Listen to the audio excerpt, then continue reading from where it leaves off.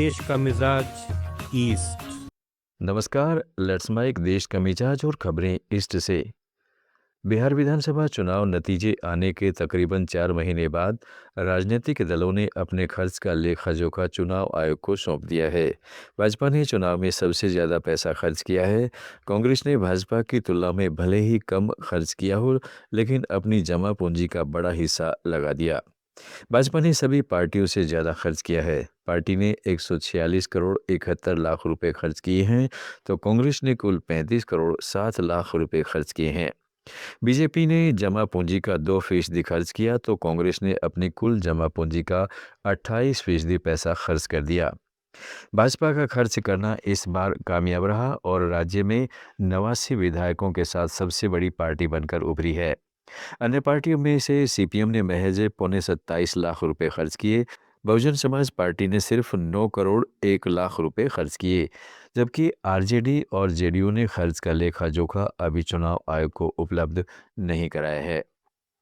बिहार के उप मुख्यमंत्री विजय कुमार सिन्हा ने कोलकाता में कहा है कि पश्चिमी बंगाल की मुख्यमंत्री ममता दीदी घबराहट में है, परेशान है।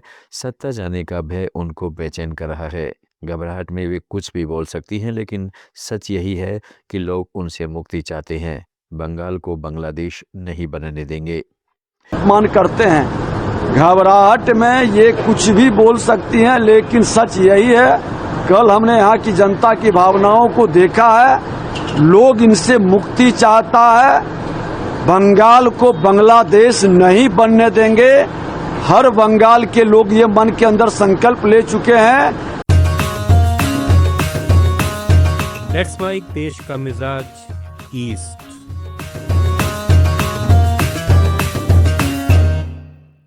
इस बीच पश्चिमी बंगाल के पूर्व गवर्नर सीवी आनंद बोस ने कहा है कि मुझे बंगाल के लोगों से बहुत प्यार मिला। मैं बंगाल के साथ अपना जुड़ाव जारी रखना चाहूँगा।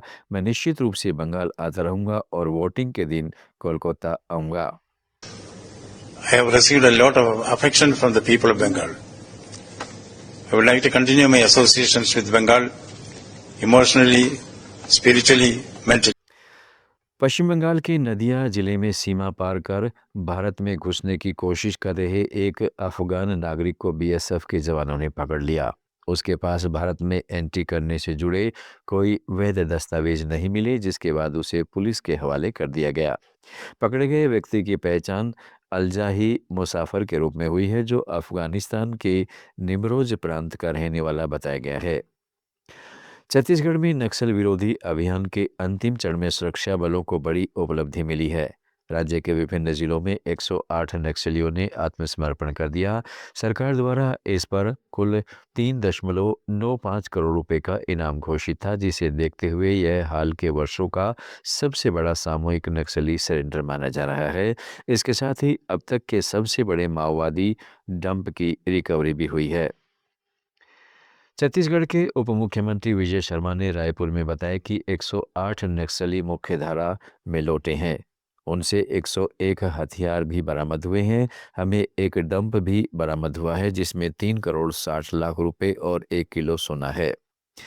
सर, आज एक बड़ा आत्मसमर्पण देखने को मिला है। 108 नक्सलियों ने आज पुनर्वास किया है, मुख्यधारा में लौटे हैं और इसमें 27 डीबीसीएम लेवल के नक्सली हैं, जिन पर 8 लाख रुपए का इनाम होता है और कुल इनाम जो इन पर है वो 3 करोड़ 95 लाख रुपए का है। इसमें 101 हथियार भी वापस आए हैं, ये भी बड़ा महत्व का विषय है।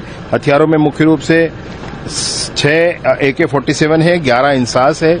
इस तरीके से 101 हथियार। छत्तीसगढ़ सरकार ने धार्मिक स्वतंत्रता विधेयक 2026 के मसौदे को मंजूरी दे दी है। यह निर्णय रायपुर में मुख्यमंत्री विष्णुदेव साय की अध्यक्षता में हुई मंत्रिमंडल बैठक में लिया गया। प्रस्तावित विधेयक का उद्देश्य राज्य में बलपूर्वक प्रलोभन, धोखाधड़ी, अनुचित प्रभाव या गलत बयानी के माध्यम से किए जाने वाले धर्मांतरण पर प्रभावी ढंग से अंकुश लगाना है। यह विधेयक बजट सत्र में पेश किया जाएगा। देश का मिजाज में फिलहाल इतना ही। जुड़े रहिएगा लेट्स माइक के साथ। आप सुन रहे थे let's mic more than radio. Follow कीजिए हमें हमारे सोशल मीडिया प्लेटफॉर्म्स पर। It's time for news. It's time for more than radio.